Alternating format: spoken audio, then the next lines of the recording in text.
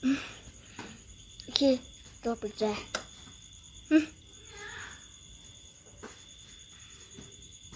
จริงเราจะกุญแจปกติเวลาเราเปิดกุญแจมันจะมีไฟขึ้นใช่ไหมครับไฟชูไฟ ABS ชูจริงๆก็น่าจะประมาณนี้ครับ4,310ก็มาถึง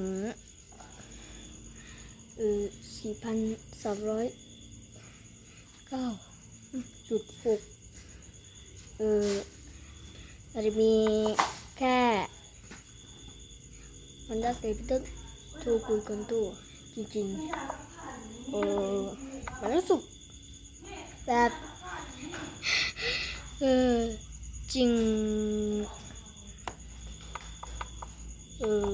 โอเคเราสามารถ